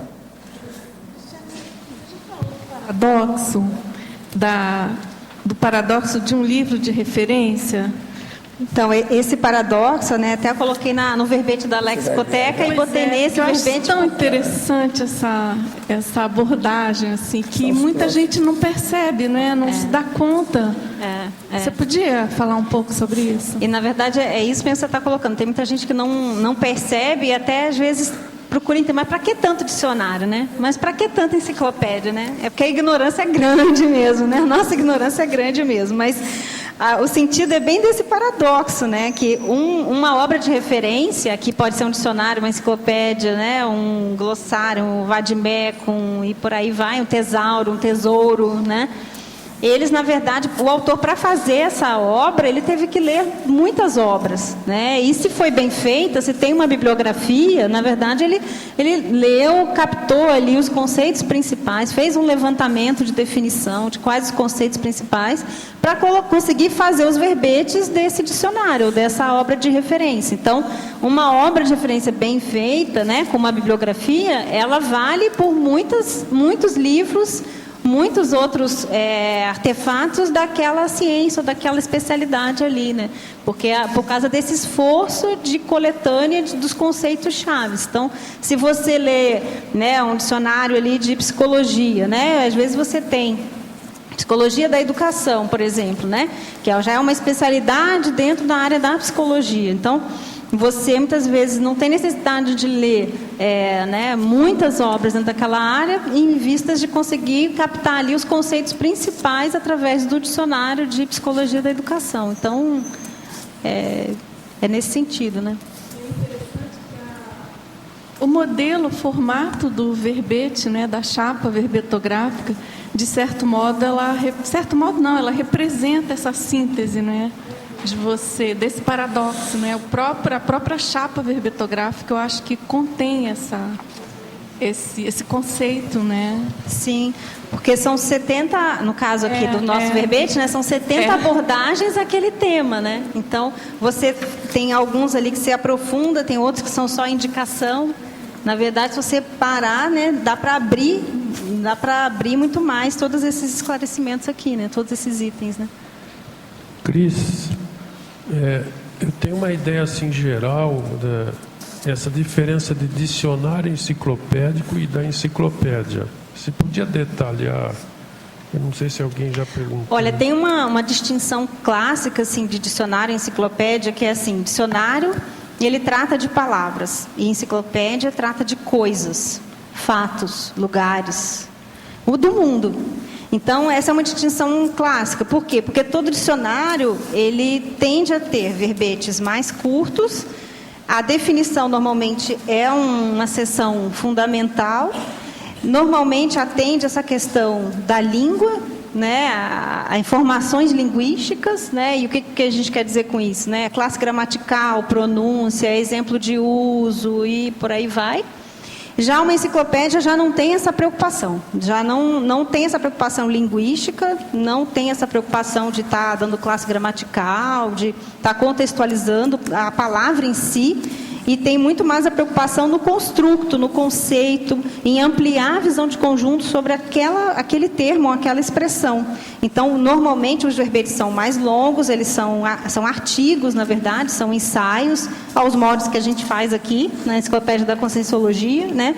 Eles trazem o histórico, eles trazem um contexto político, social, remetem a outros conceitos, né? Então, a abordagem é totalmente diferenciada, né? E existe no meio termo entre os dois o dicionário enciclopédico, que seria uma obra que é híbrida. Ela tem descrição linguística e ela tem descrição enciclopédica. Então, ela junta os dois conhecimentos. Aqui a gente trouxe no verbete dessa semana do Lexicoteca o dicionário do Sacconi. O dicionário de Sacconi se intitula enciclopédico, um dicionário enciclopédico, porque ele tem uma preocupação linguística muito forte. Ele dá a definição, dá a classe gramatical, dá exemplo de uso, traz citação, traz etimologia, né? Mas, por outro lado, não são todos os verbetes, mas num percentual eles falam sobre, faz comentários, trata do histórico da palavra, remete a fatos, né, relacionados àquele contexto da palavra, né? Então, é por isso caracterizado como um dicionário enciclopédico. Estaria nesse meio do caminho, entre o dicionário e a enciclopédia propriamente dita, né? Outra coisa que você citou aqui a enciclopédia britânica, né? Sim. E depois fala dessa questão que ela foi aqui, nessa transformação. Mas hoje em dia ela é basicamente eletrônica, né? Mas pelo que eu vi, atinge muito mais gente. Tá falando muito de mais 100 gente. milhões de pessoas. Foi isso que os editores da Britânica se atilaram para isso, né? Porque, na verdade, eles começaram... Quando começou a internet, as vendas começaram a cair muito, né, das enciclopédias em papel. E aí eles chegaram num ponto e falaram, a gente não tem como ir contra a internet. Você não tem como ir contra a globalização. Então, ou você se junta a ela e tira partido, ou você fica fora, ou você é excluído, né?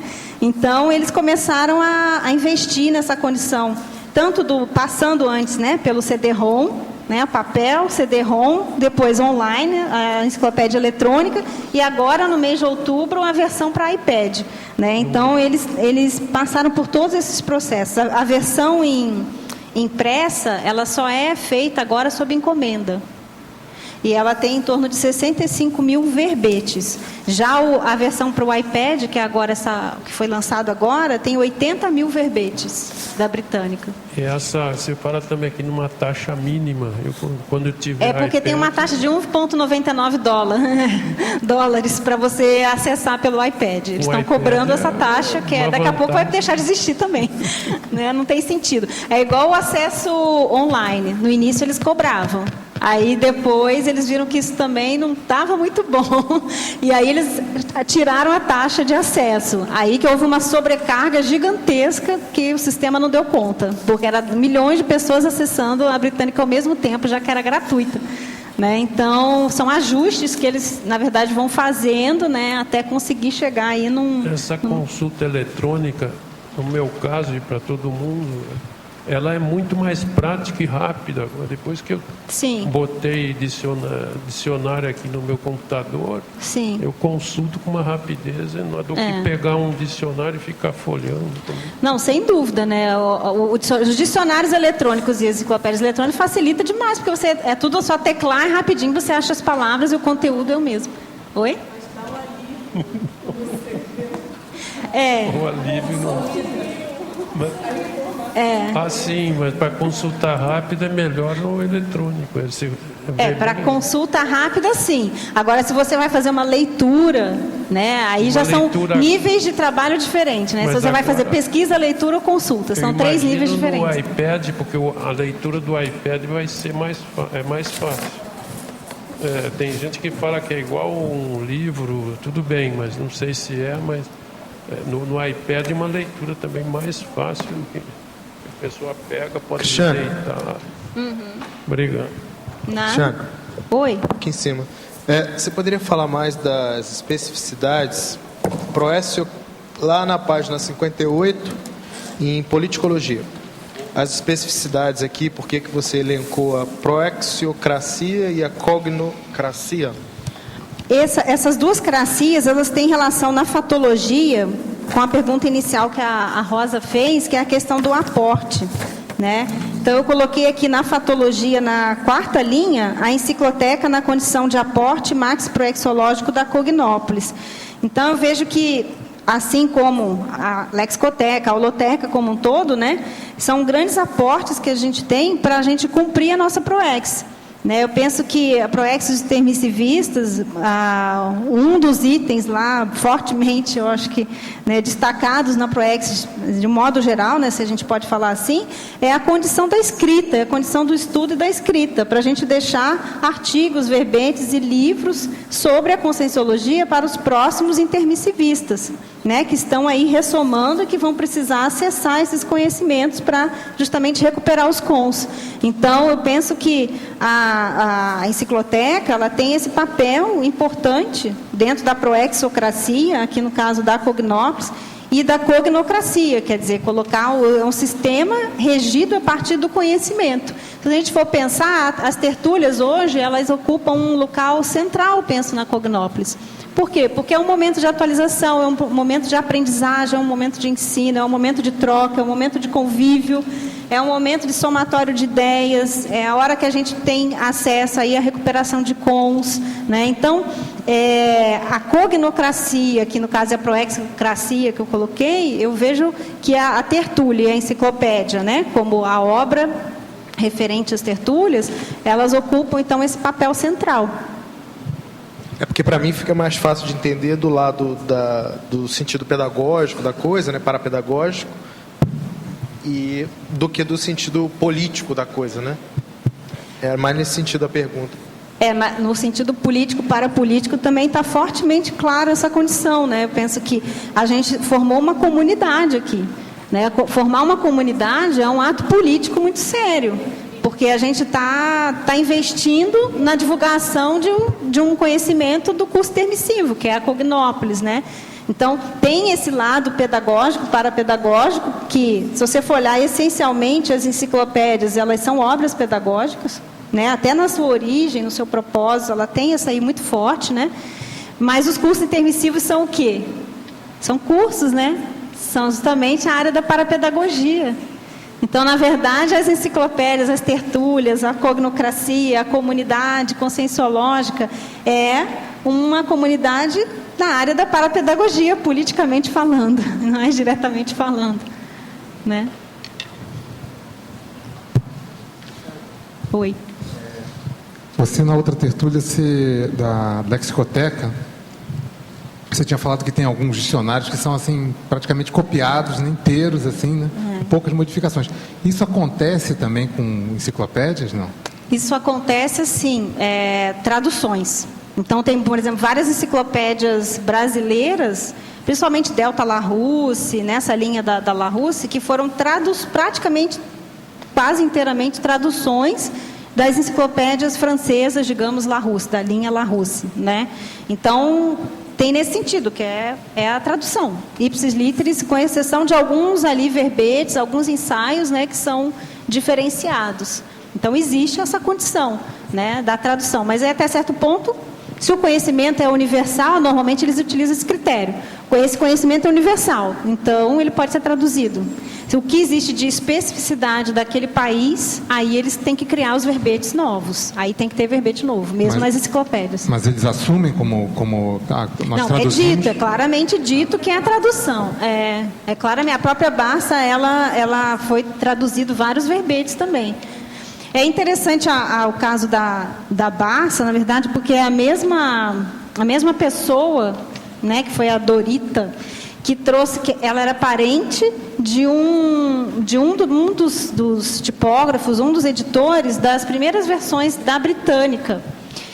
E essa senhora, Dorita, ela é descendente, eu não lembro agora em qual nível, né, mas a família dela toda saiu da Inglaterra e foi para os Estados Unidos. Foi, na verdade, deportada, porque o governante, na época, não concordou com alguns verbetes que foram feitos na Britânica, na abordagem que foram feitos. E acabou que a família daquele autor da Britânica, editor, foi toda deportada para os Estados Unidos.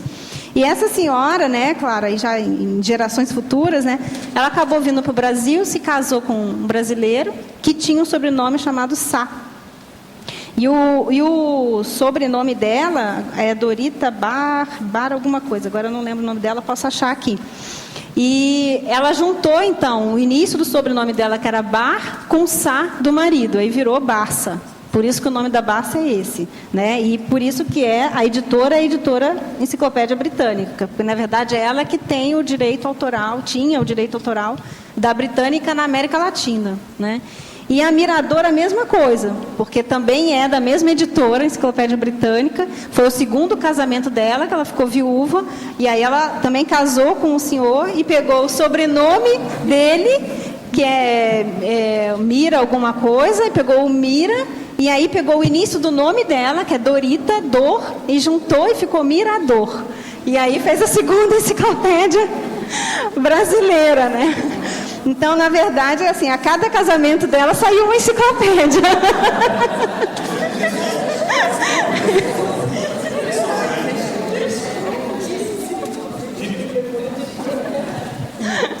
Cris. Então, é curiosa essa condição da Barça e do Mirador, né? Oi, Cris.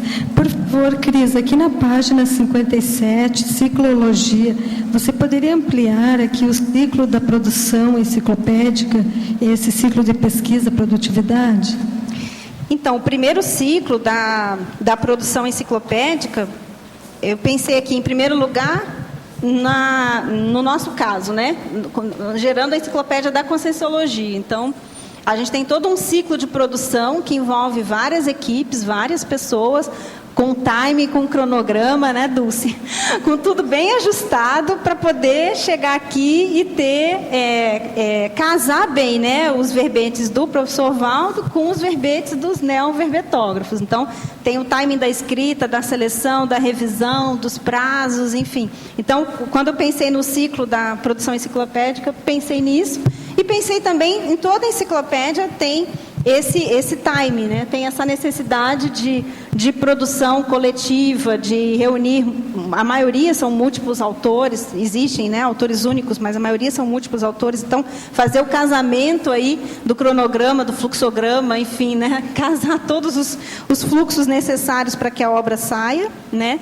E o segundo ciclo, que é o ciclo pesquisa-produtividade, que é uma condição inevitável, né? Quem faz pesquisa, assim, deveria necessariamente produzir, porque a pessoa começa a adquirir uma série de conhecimentos, informações, cognições, e ela vai fazer o que com aquilo?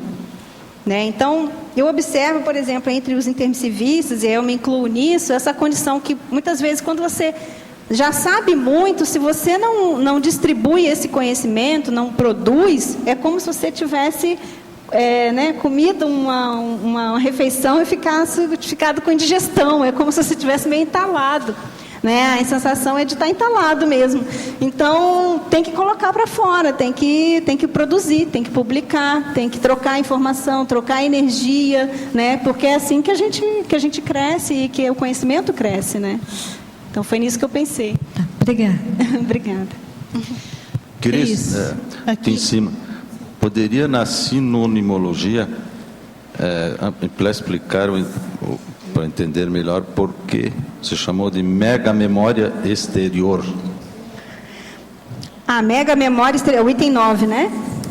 Então, a condição das obras de referência, eu vejo, especialmente as enciclopédias, né? Elas são, o registro é um ato de memorização, né? Uma enciclopédia, ela é a memorização do conhecimento da coletividade. Essa prefixo aí, no caso, mega, né?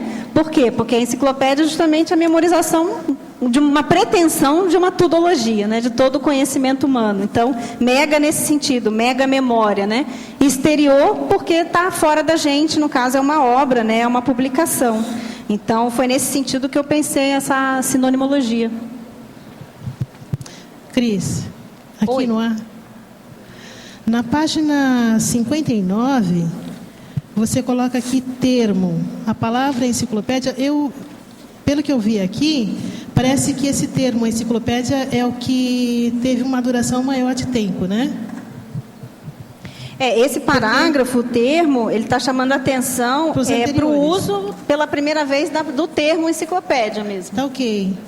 Agora, na frase enfática, ela está bem clara. Mas eu gostei muito dessa expressão que você usou aqui, pancognição planetária. Você poderia, por gentileza, falar um pouco mais sobre a frase enfática? Então, a frase enfática é uma tentativa de reproduzir, na verdade, a encicloteca ela é uma representação de todo o conhecimento, né? Esse prefixo pan, ele quer dizer todo, né? Global, toda a cognição de todo o conhecimento do planeta. Porque toda enciclopédia que é dita universalista ou geral, não é especializada, né? Ela tem essa pretensão. Tem a pretensão de falar tudo sobre tudo, né? E o tudo sobre tudo inclui tudo que realmente o planeta está falando. Não é só ali do país, né, no específico que está sendo buscado. Daí a necessidade, que antes foi colocado aqui, temática e poliglótica. Né, porque precisa ter abrangência de vários temas, juntar várias especialidades, né, e precisa do poliglotismo, justamente para acessar o conhecimento dos demais compassageiros aí planetários, né, para saber o que é que está acontecendo e sendo produzido de conhecimento nos outros países. E essa reunião é que daria essa pancognição planetária. Né? Então, essa frase enfática, ela tem relação, inclusive, com um outro verbete, né, que é a auditoria, né? A auditoria da pancognição, que é uma pretensão da enciclopédia da Conscienciologia. né? Então, da Conscienciologia em geral.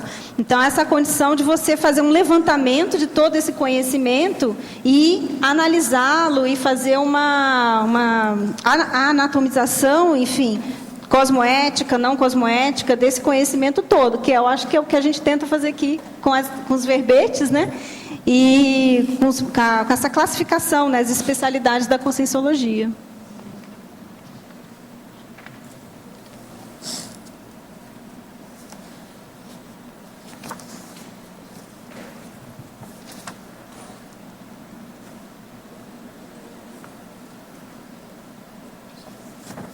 Cris, no Lexicoteca, você comentou, professor Valdo, também, sobre a lexicometria.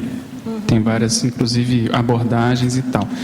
E eu reparei que aqui na interdisciplinologia, você coloca enciclopediometria. Você pode aprofundar essa especialidade?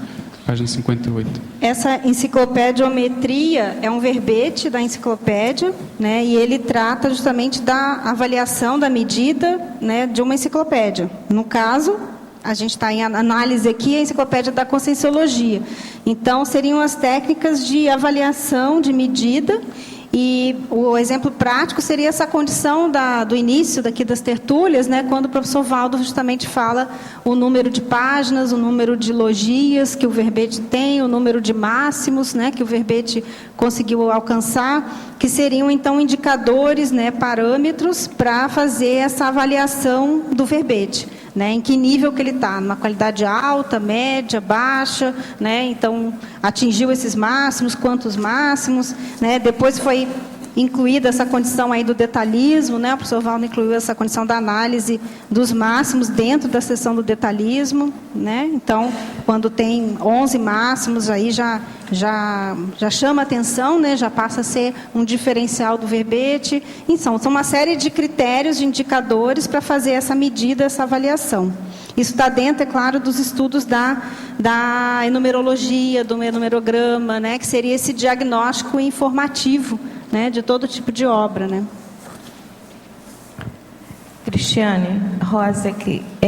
Na polinomiologia, você poderia comentar um pouco sobre esse polinômio, que ele abrange toda essa questão do córtex, que vai desde do dicionário sinonímico, passando pelo antonímico e todo o trabalho desse envolvimento com a área cortical, o que patrocina para nós, leitores e verbetólogos, a ampliação, a cosmovisão dessa temática quando é consultada desta maneira, né? Gostaria que você comentasse. O melhor exemplo, né, do desenvolvimento desse polinômio aqui lexicológico cortical é a própria realização do verbete, né, Rosa? Quando a gente tem que desenvolver os sinônimos para aquela ideia do verbete, que seria o dicionário cerebral sinonímico, os antônimos, né, a analogia, a analogia basicamente ela está presente muito no detalhismo, né? Então as ideias afins, as ideias analógicas, elas estão distribuídas aqui entre as seções do detalhismo, principalmente, né? E a questão do dicionário cerebral poliglótico, que seria essa consulta, né, a obras de vários idiomas diferentes para você enriquecer o seu verbete, né? Então, essa condição do poliglotismo, da analogia, da sinonímia e antonímia, né, quanto mais você consulta dicionários dessas áreas, né, para redigir, por exemplo, esse verbete, você está ampliando esse dicionário cortical e favorecendo a sua associação de ideias, favorecendo a recuperação de cons, né? Favorecendo esse abertismo cognitivo, digamos assim, né? Para atingir essa condição da escrita das obras, né? Das obras tarísticas. Obrigada. Nada. Na docência, de que modo poderíamos explicar a questão do determinismo e da holocarmalidade no acontecimento das Filipinas, onde um avião caiu sobre a escola e matou 7 crianças? Quais hipóteses poderíamos levantar? Olha, a primeira hipótese é a seguinte: é o holopensene de cada criança daquela e depois o holopensene do ambiente onde as crianças estavam. O holopensene é que atrai isso aí devido ao processo de energia. Agora, tem coisa do passado, uma série de condições para levar a essa condição de predisposição das pessoas. Eu sempre falo aquele caso que eu andei estudando aí sério. Havia uma casa, uma tapera, que eles tinham falado, não é bom ninguém entrar aqui porque esse teto vai acabar caindo. Várias pessoas entraram e não aconteceu nada. Uma pessoa entrou e estava predisposta ao processo extrafísico, o teto caiu na cabeça dela. Então a mesma coisa é o caso de avião. Ele não cai à toa. Isso aí é o caso daquela que você estudou, da igreja lá. É o mesmo caso da Zilda Arnes, né, professor Valdo? Predisposição, né, o holopensene. Tudo é um processo de predisposição. A situação é séria. No caso da Zilda Arnes, né, eu já tinha até observado, lendo a biografia dela, que algumas pessoas da família dela morreram em acidentes. A filha morreu em acidente automobilístico, o marido morreu, foi tentar salvar uma pessoa de afogamento, faleceu também. E então você vê uma tendência ao processo do acidente mesmo, né? E o caso dela, quando eu li até a autobiografia em 2003, 2004, que ela lançou, aquilo me chamou a atenção, né? E agora, claro, né? Também acabou acontecendo com ela no passado.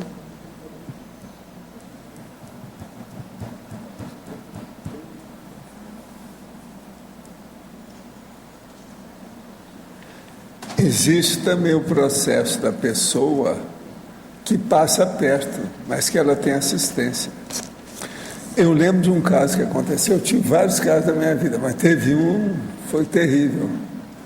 Nós estávamos em Floripa e eu atingi aquelas minhas, num clube, eu atingi aquele total de pessoas que batia meu recorde, né? 1.600 pessoas de uma vez. Agora, a última vez que eu estive lá, eu falei assim, eu não estou confiando, o ambiente aqui não está confiável. Agora, eu esperei a maioria das pessoas saírem para eu sair no último dia do clube. Na hora que eu estava saindo, andei alguns passos, uma luminária enorme do clube caiu em cima, não matou ninguém, não machucou ninguém. Agora eu estava lá perto. Então, existem algumas coisas, umas predisposições nesse negócio. Uma vez aconteceu uma situação também parecida comigo. Eu estava, na época que eu mudei aqui para Foz, eu estava trabalhando no escritório e tinha uma estante de livro bem do meu lado, assim, e ela estava bem carregada. E aí, de repente, eu estava estudando e levantei. No que eu levantei, a estante entortou e caiu em cima da mesa. Foi uma coisa assim, muito esquisita também, tipo, não pegou nada em mim, né? Porque me deu uma intuição de levantar da mesa, assim. E aí a estante não aguentou de peso e tortou e caiu, quer dizer, claro, né? Foi falta de previsão, falta de planejamento meu ali, né? Em termos de quantidade de livro na estante, né? Uma hora isso ia acontecer. Mas ainda bem que eu tive ali a intuição de levantar antes do fato ocorrer, né? O caso maior mesmo é de holopensene das pessoas. Agora, se junta o holopensene, que os afins se atraem. Se há uma atração patológica de predisposição, aquilo intensifica o processo. Atrai. Tudo é atração, né? Cristiane, aqui no B, na coloquiologia tem a mulher enciclopédia ambulante e o homem enciclopédia viva. Não sei se você já mencionou aí a explicação, mas bati o olho aqui e achei curioso, né? Disse assim, o que é que significa isso? Não, ninguém perguntou sobre isso ainda não. Mas então, vamos lá. Então, na verdade, essas são expressões que a gente acha no dicionário, né? Quando você vai pesquisar a enciclopédia, tem lá, enciclopédia ambulante. A pessoa que é uma enciclopédia ambulante ou uma enciclopédia viva, né? É aquele professor sabe tudo, né? Também professor Pardal, né? Também que o pessoal fala, né? Então, na verdade, a opção de botar mulher e homem, né? Foi aí aleatória, foi colocar um mulher e o outro homem independente, mas o significado é o mesmo. É a pessoa que tem muito conhecimento, né? Que você pergunta e ela sabe te responder, te esclarecer alguma coisa naquele sentido. É isso. Obrigada. Assim, não, tudo bem. Agora, porque quando falou a mulher enciclopédia ambulante, é porque a gente, mulher, fala muito às vezes isso. É porque, gente, que é isso? Então, não foi achei curioso, assim, né? Para ver o que significava esse negócio. Mas... não foi nesse sentido, não. Foi mais no sentido do conteúdo mesmo, né? A pessoa que sabe muito, né? E, enfim... Aonde ela está, todo mundo pode perguntar que ela sabe esclarecer alguma coisa. Foi nesse sentido. E essa expressão também, enciclopédia viva, enciclopédia ambulante, isso também tem a ver com outro verbete da enciclopédia que chama autoenciclopédia, que é justamente essa coletânea de artefatos de saber que o pesquisador faz e ele vai construindo ali, através do colecionismo, as suas tecas, né? Até formar uma holoteca, por exemplo, como o professor Valdo fez, né? Então, essa condição da enciclopédia viva, né? A pessoa que já estudou tanto, já colecionou tanto, que ela sabe falar um pouquinho de tudo, né? Ou muito de tudo. Tá, ok. Agora ficou mais claro assim, tá? Ela gosta de expressões. Ela deve saber muita coisa sobre isso. Ela começou falando assim, eu bati o olho. Cristiane, gostaria que você comentasse um pouquinho, até para os que não convivem aqui conosco, a importância do corredor do saber lexicográfico, lá no holociclo, que você tem logo na primeira linha da fatologia. Então, ele foi inserido até aí. Se fosse olhar, até o ideal seria inverter com o item anterior, porque o corredor do saber lexicográfico, ele é a antessala da encicloteca. E é o spot fotográfico lá que nós temos. Quando você entra no holociclo, na verdade você segue pelo corredor do saber lexicográfico, que é a lexicoteca, né? Que são as duas fileiras de dicionários. E no final da lexicoteca ou do corredor, você tem a encicloteca, que são as estantes com as enciclopédias, né? Então, quem ainda não conhece, está convidado a descer lá no holociclo para conhecer esse corredor, né, do saber lexicográfico, que seria aí a antessala da encicloteca. É nesse sentido. Acho até que seria interessante inverter o corredor saber lexicográfico e depois as estantes das enciclopédias. Né? Até na sequência aqui, foi interessante você chamar a atenção, porque fica melhor invertido mesmo, na fatologia. E como vocês também utilizam esse corredor nos cursos, né? Para a percepção que é feita até dos próprios títulos, dos livros, essa passagem pelo corredor, né? Na verdade, a gente tem o curso Lexicologia, né, que é o curso que trabalha bastante com essa questão da lexicoteca e da encicloteca, né, onde as pessoas circulam pelo corredor, né, dos dicionários, escolhendo ali os dicionários para poder trabalhar durante o curso, elaborar a definição, sinonímia, antonímia, fazer analogias dos temas dos dicionários escolhidos, né? Trabalhar com coloquialismo, que é uma seção aqui do verbete. Então, na verdade, a gente trabalha com algumas seções do verbetes nessa escolha dos dicionários. Então, o aluno chega, vai percorrer esse corredor, vai selecionar 2 dicionários, um que ele tem muita afinidade, um que ele não tem afinidade, que ele sente um rechaço por aquele tema, daquele dicionário ou enciclopédia, né? E vai selecionar esses 2 dicionários e vai trabalhar com eles durante o curso, fazendo essa elaboração de definição, sinonímia, antonímia, analogia, né, coloquialismo, antagonismos também, vai criar antagonismos. Então, na verdade, eu entendo esse curso Lexicologia como um treino, assim, como uma antessala também do próprio programa Verbetografia. É uma forma de criar um estímulo para as pessoas utilizarem os dicionários, utilizarem a lexicoteca e a encicloteca, criar uma afinidade, um amor maior, assim, né, uma aproximação maior com essas obras de referência, para poder justamente criar um holopensene, uma familiaridade, para entrar no programa Verbetografia e escrever os verbetes da enciclopédia da Conscienciologia. A gente teve uma experiência dessa, foi em São Paulo, né? Ano passado a gente fez uma itinerância lá para São Paulo, a gente deu o curso Lexicologia lá, dentro do pesquisário, né, com os dicionários que eles tinham lá, e muitas pessoas a partir dali, né, se motivaram para depois escrever verbete. Algumas já foram com essa intenção de escrever o verbete, e aí conseguiram compreender e saber utilizar melhor os dicionários na escrita dos verbetes. e outras se motivaram para escrever os verbetes. Então, eu vejo que é um curso assim de abertura, digamos, né? De ambientação, digamos, né? Para a pessoa caminhar para a verbetografia. Eu tive a oportunidade de fazer, nossa, eu acho excelente esse curso, muito bom. Mas, falando em São Paulo, foi interessante que realmente gerou filhotes, né? Porque depois desse curso, eles pediram, a gente fez pediram não, coincidiu de uma ida minha, enfim, a gente fez uma oficina e tinham várias pessoas interessadas em escrever verbete. Bem interessante. E um dos pontos interessantes desse curso, eu acho que é essa desmistificação do dicionário, das enciclopédias. Porque as pessoas não conseguem entender como passar um final de semana com um dicionário. Como assim? Ou com uma enciclopédia? Vai fazer o quê? O que você faz com o dicionário 2 dias inteiros? Né? Então, as pessoas não sabiam. Eu vou lá e consulto uma palavra, mas o que mais que eu faço? Aí, justamente, o curso vai trabalhar essa amizade rara com o dicionário, né? Como que eu vou trabalhar com o dicionário? Aquela técnica também, né, da escolha do dicionário que você não escolheria normalmente. Exatamente. É muito interessante, muito rico. Tem pessoas que um dos objetivos também do curso é essa questão da cirurgia intelectual, né? Então, a gente tentar ver o que a gente tem de tabu, o que a gente tem de dificuldades, quais são os temas que a gente tem dificuldade ainda, para trabalhar com essas temáticas justamente através do dicionário. Por quê? Porque o dicionário vai te dar ali todos os conceitos principais daquelas temáticas que você tem dificuldade. Então, é uma forma de você se esclarecer, se você se autodesassediar em relação àquele assunto.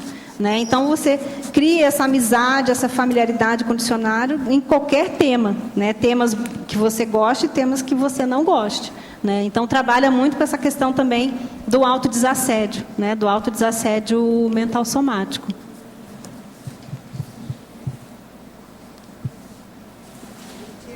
Oi. Metodologia, página 57, no último item, você coloca os efeitos cognitivamente enriquecedores das enciclopédias de autoria múltipla. Esse item ele foi pensado nessa condição de que quando a gente tem uma enciclopédia, né, que ela é feita por muitos colaboradores, você vê a riqueza do somatório das especialidades, das linguagens especializadas. Então, a pessoa é especialista em determinado tema, determinado, enfim, conceito, e ela escreve um artigo, né, um verbete sobre aquilo, que vai com certeza estar mais atualizado, mais aprofundado do que se uma outra pessoa que não fosse da área escrevesse. E assim por diante. Então, o resultado final dessa enciclopédia, seja ela qual for, é o que a gente chama de estado da arte, né? É o estado da arte naquela temática. Por quê?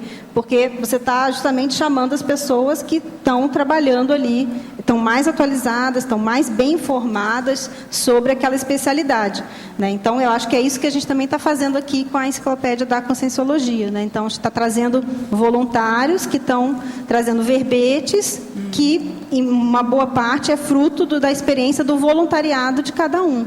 Né? Então, essa especialidade ela acaba somando, né, no todo, a gente vai ter uma riqueza muito grande aí de conhecimento, de cognição, né, de somatório de ideias.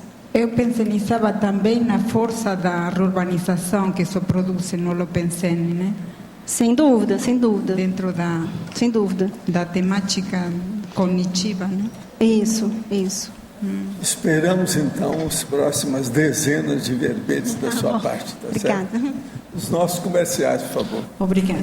As pontuações da tertúlia de hoje foram 68 assinaturas no livro de presença, 25 perguntas presenciais, 12 perguntas respondidas online. Hoje temos 3 recados. Loja, balanço existencial, semana da Maxi Proexis, Antônio, sexta prova geral da Conscienciologia, Nilma, Fórum da TENEPS. E antes, os amigos da enciclopédia.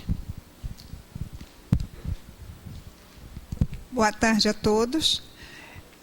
Corroborando aí com o verbete de hoje, estou aqui para comunicar aos amigos da enciclopédia que o Holociclo e a Editares disponibilizam aos associados do programa dos Amigos da Enciclopédia a 7ª edição digitalizada, ano 2012, da Enciclopédia da Conscienciologia. A versão consta de 2.146 verbetes e 104 verbetógrafos. Você, que é amigo da enciclopédia, que está em dia com a sua assinatura, acesse o site www.enciclopediadaconscienciologia.org. Com seu login e senha, faça seu download. Atualize suas pesquisas com a edição 2012. Caso não esteja em dia com a sua assinatura, ligue para o CIAEC 45 3525 2652 e renove a sua assinatura com qualquer um dos cartões de crédito do país. É rápido e fácil. Lembramos aos amigos da enciclopédia que venceram as assinaturas agora outubro, novembro, dezembro, que poderão fazer a qualquer momento, através do site, a sua renovação de assinatura. Aguardem grandes prêmios para dezembro. Boa tarde a todos. Pessoal, boa tarde. Gostaria aqui de convidá-los para o curso Balanço Existencial, que ocorrerá no próximo ano, no período do Carnaval, entre os dias 18 e 21 de fevereiro. A proposta do curso é ajudar a pessoa a fazer um inventário da sua própria vida, elencando seus acertos, erros, conquistas, omissões, realizações. E, a partir daí, elaborar um plano de ação para os próximos anos, com o objetivo de melhorar os resultados na sua PROEX, contemplando as várias áreas da vida, área profissional, familiar, voluntariado, a questão da gesconologia e outras mais. Então, para isso, nós vamos contar com em torno de 19 professores, com uma série de atividades dentro do próprio curso. Só para destacar algumas, nós vamos ter um campo proéxico, instalado por 2 EPICONs, a professora Adriana Lopes e a professora Marina Tomás, cujo objetivo é a pessoa acessar informações do seu curso intermissivo. Nós vamos ter um talk show com o professor Lísias Pires, que vai abordar a condição da personalidade consecutiva dentro do grupo Karma, mais especificamente a família do professor Valdo Vieira. Então vai ser um estudo de caso interessantíssimo, e com a participação da turma toda fazendo pergunta. Nós vamos ter também a oficina de consciencioterapia e PROEX, coordenada pelos consciencioterapeutas direto lá da OIC. E outras atividades. Então, tudo isso dentro do balanço existencial. Ao final de 4 dias, a pessoa sai com um documento